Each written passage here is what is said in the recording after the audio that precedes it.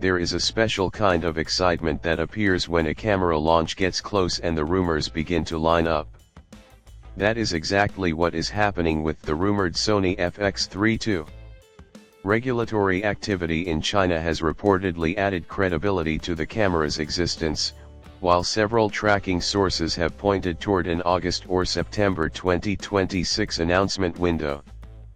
Pricing estimates have also started circulating, but the biggest surprise may be what Sony is reportedly doing with the sensor. Earlier rumors suggested a much higher resolution chip, yet more recent reports are pointing toward a 16-megapixel partially stacked sensor. At first glance, that might sound like a strange direction for a new camera in 2026. But when you understand what the FX3 is actually designed to do, the decision begins to make a lot more sense.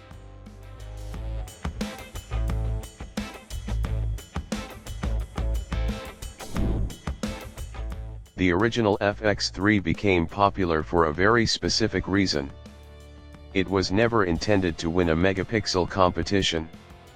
Instead, Sony built it around low light performance, video quality, compact dimensions, and the ability to produce professional footage without requiring a large cinema rig.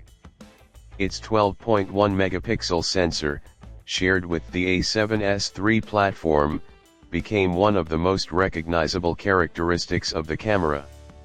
For filmmakers working at night, indoors, on documentary projects, or in environments where lighting cannot always be controlled, that relatively low pixel count was an advantage rather than a weakness.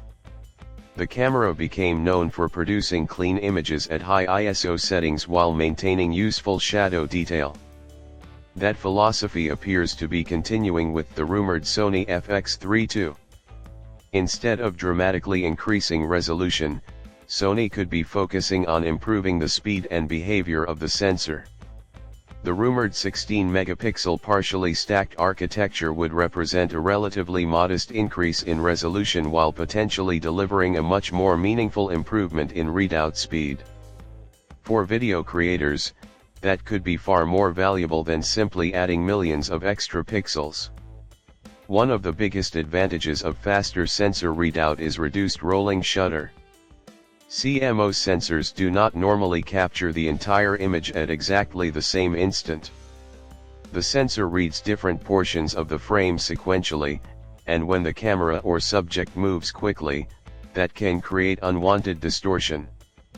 Fast pans, rapid camera movements, tracking shots, handheld motion, and subjects moving across the frame can all reveal the problem. A faster readout can significantly reduce that effect, making movement look more natural and giving filmmakers more freedom when shooting handheld or from moving platforms. This is where a partially stacked sensor could become especially important. Stacked sensor technology is generally associated with faster readout and improved performance, and a partially stacked design could allow Sony to increase speed without abandoning the characteristics that made the FX3 so popular. Rather than turning the camera into a high-resolution hybrid body, Sony may be concentrating on making it a better cinema tool. The rumored 16-megapixel resolution therefore should not automatically be interpreted as a downgrade. In the context of the Sony FX3 II, it could actually be a carefully chosen specification. A lower pixel count can allow larger individual photo sites, which can help with light gathering and high ISO performance when the sensor size remains the same. That is one reason the original FX3 was so effective in low light situations.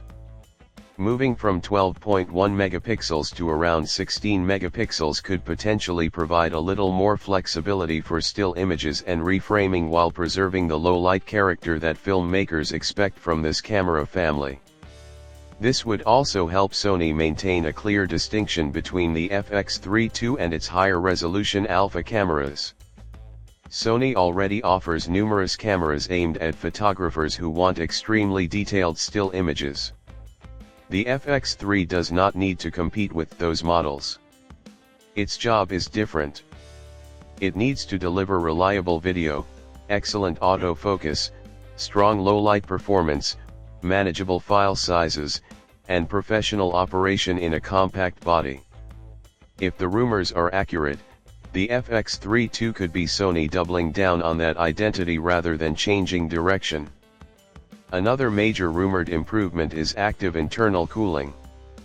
This could end up being one of the most important upgrades in the entire camera, even if it does not look impressive on a specification sheet. For professional filmmakers, overheating is more than a minor inconvenience. If a camera stops recording in the middle of an interview, event, documentary sequence, commercial production, or paid assignment, the consequences can be serious. Reliability matters just as much as image quality. The original FX3 already performs well for its size, but adding a more advanced active cooling system could allow Sony to push the new sensor and processor harder while maintaining stable temperatures. That could be especially useful for long recording sessions and demanding high bitrate formats. Outdoor production in hot weather, extended interviews, conferences, weddings, live events, and documentary shoots all benefit from a camera that can keep recording without requiring constant breaks. In professional production, the most valuable upgrades are often the ones that reduce risk. A camera that runs cooler, maintains performance, and behaves predictably over long sessions can be far more valuable than a camera with a specification that looks impressive on paper but becomes difficult to use in real-world conditions. If Sony has genuinely improved thermal management, it could significantly increase the FX3 II's credibility among working filmmakers. The rumored viewfinder upgrade could also change how the camera feels in actual use. One of the interesting possibilities surrounding the Sony FX3 II is the inclusion of a tilting electronic viewfinder.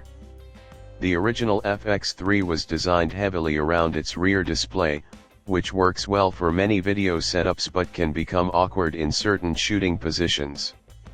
When the camera is mounted low, held around chest level, positioned on a compact rig, or used outdoors in bright light, relying only on the rear monitor can force the operator into uncomfortable positions.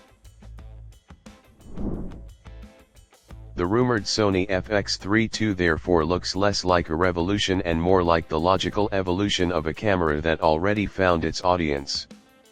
If Sony gets the details right, this could be exactly what the FX3 deserved to become: faster, smarter, more reliable, and even better suited to the demands of professional filmmaking.